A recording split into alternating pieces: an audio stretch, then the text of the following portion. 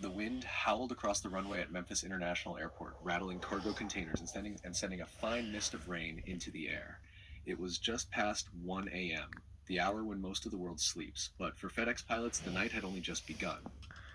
Captain Elena Park checked her watch and glanced over at her first officer, Jake Morales. He was young, sharp, and new to the night cargo scene, but eager to prove himself. Their aircraft, a Boeing 737-800 freighter affectionately known by its tail number N237FX, sat patiently outside, humming quietly under the sodium lights.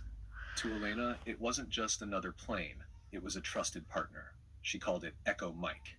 Tonight's flight was simple on paper. They were scheduled to fly from Memphis to Bozeman, Montana, carrying time-sensitive packages, medical supplies, electronics, and a large crate labeled Priority Live Specimens, which contained several rare frogs being transported for a wildlife rescue program. The weather forecast called for moderate turbulence near the Rockies, but nothing unmanageable. By 1:40 a.m., they were airborne. The climb out was smooth. Memphis disappeared behind them, and the world below turned to a quiet patchwork of lights and shadows.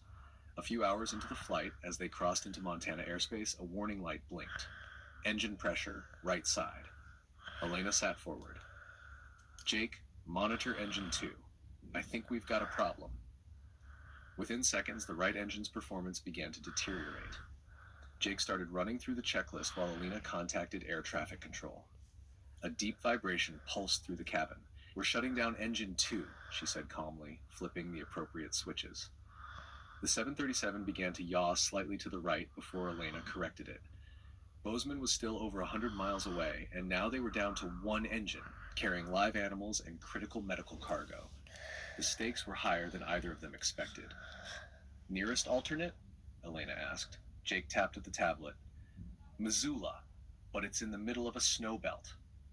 Elena stared at the storm radar. A fast-moving cold front was sweeping in from the west. There was no perfect option. Bozeman would take too long to reach. Missoula had weather. Helena looked marginal. But Echo Mike held steady. Elena made the call to divert to Helena, threading their path between snow bands and towering peaks. Wind buffeted the aircraft. Ice began forming at the edges of the windshield. Jake was silent now, eyes darting between instruments, responding to ATC, adjusting altitude.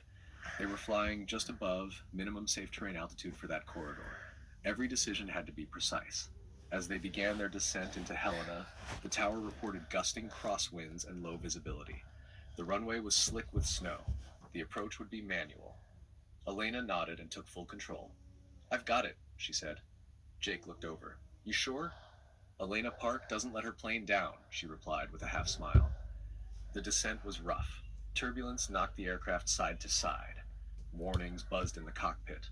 Elena adjusted trim, held the nose steady, and began the final approach. Outside, visibility dropped to barely a few hundred feet. Then, suddenly, runway lights appeared through the haze, flickering like ghosts. Elena aligned the plane, wind howling from the left, and brought it down hard but steady.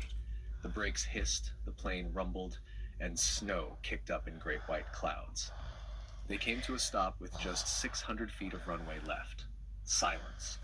Then Jake let out a breath he didn't know he was holding. That was incredible. Elena smiled. She did most of the work, she said, patting the control panel of Echo Mike. On the ground, crews rushed out, not just to check the aircraft, but to help offload the urgent cargo. The medical supplies were immediately rushed to a hospital where a surgery had been delayed, waiting for one critical delivery. The frogs, surprisingly calm despite their icy journey, were carefully taken to a warm, temporary shelter. Hours later, with a new engine flown in and installed and the aircraft checked thoroughly, Echo Mike was ready to fly again. Some planes are just machines, metal, wires, fuel. But sometimes it feels like they know what's at stake. Echo Mike had been through snow, engine failure, and terrain that could swallow a jet whole, and still brought her crew and cargo home. Not all heroes have names, some have tail numbers like